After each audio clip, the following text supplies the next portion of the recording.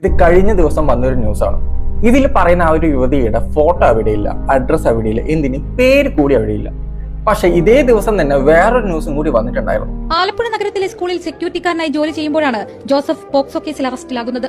School വിദ്യാർത്ഥിനിയെ പീഡിപ്പിച്ച് ഗർഭിണിയാക്കിയെന്നായിരുന്നു പരാതി. November 8 തീയതി പോലീസ് വന്ന് എന്നെ വീട്ടിൽ നിന്ന് അറസ്റ്റ് ചെയ്തു. ചേട്ടൻ എന്നോട് കുറ്റം ചെയ്തോന്ന് ചോദിച്ചൊന്നുമില്ല. ആദ്യ സംഭവം ഞാനൊരു പോലീസ് അത് തന്നെ ഞാനൊരു സാമൂഹ്യ പ്രവർത്തനമായി. അതുകൊണ്ട് എന്നെ കുറിച്ച് ആരും മറ്റു രീതിയിൽ പറയത്തൊന്നുമില്ല. ഞാൻ ഞെട്ടിപ്പോയി. പ്രതി നിരപരാധിയാണെന്നും ആൺ സുഹൃത്തുമായുള്ള ബന്ധം ജോസഫ് വീട്ടിൽ പറയുമോ എന്ന ഭയത്തിൽ കള്ളം പറഞ്ഞതാണെന്നും പെൺകുട്ടി വിചാരണ സമയത്ത് മൊഴിമാറ്റി. പക്ഷെ അപ്പോഴേക്കും ജോസഫിന്റെ ജയിൽവാസം 285 ദിവസം സ്വന്തം ആൺ സുഹൃത്തിനെ രക്ഷിക്കാൻ വേണ്ടിയിട്ട് വേറൊരാളുടെ പേരിൽ കള്ളമൊഴി നൽകി. ഇടം വില നോക്കാതെ അയാളുടെ പേരിൽ കേസെടുത്തു. അയാൾ 1 വർഷത്തോളം ജയിലിൽ കിടന്നു. അയാളുടെ ഫോട്ടോ കാണിച്ചു, അഡ്രസ്സ് കാണിച്ചു, മേൽവിലാസം കാണിച്ചു, എല്ലാവിധ സാധനങ്ങളും നാട്ടുകാരെ മൊത്തം കാണിച്ചു. അതും ആ ഒരു കേസിൽ പ്രതി എന്നുള്ള രീതിയിൽ.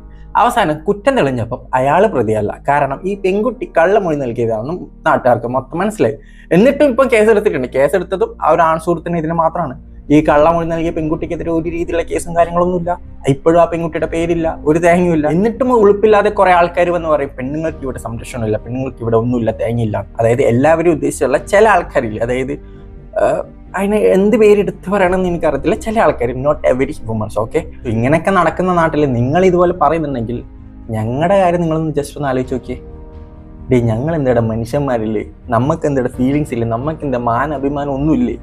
നമ്മുടെ നാട്ടിൽ ഇപ്പം വരുന്നുണ്ട്, അവൻ എന്നെ കഴിഞ്ഞ 1 വർഷത്തോളം അവൻ എന്നെ ഇതൊക്കെ ചെയ്തു എന്ന് എന്താ പറയുക പുറത്തു വന്ന് പറയുന്ന കുറെ മാന്യമായ കുറച്ച് ആൾക്കാരുണ്ടല്ലോ, സ്ത്രീകളുണ്ടല്ലോ. സോ അവരുടെ കേസൊക്കെ ഏത് രീതിയിലാണെന്ന് നിങ്ങൾക്ക് മനസ്സിലാവുന്നതേ ഉള്ളൂ. പിന്നെ പറഞ്ഞിട്ട് കാര്യമില്ല, കഷായം കൊടുത്ത് പറഞ്ഞ ഗ്രീഷ്മീനെ വരെ അവളൊരു പെണ്ണാണ്, അവളൊരു പാവം കുട്ടിയാണ്, ടാലന്റ് ഗേളാണ്, അവളുടെ സാഹചര്യമാണ് അങ്ങനെ ആക്കിയത് എന്നൊക്കെ പറഞ്ഞ് പുറത്ത് വെറുതെ വിടുന്ന നാട്ടിലാണ് നമ്മളുള്ളത്. ഇതല്ല, ഇതിൻ്റെ അപ്പുറം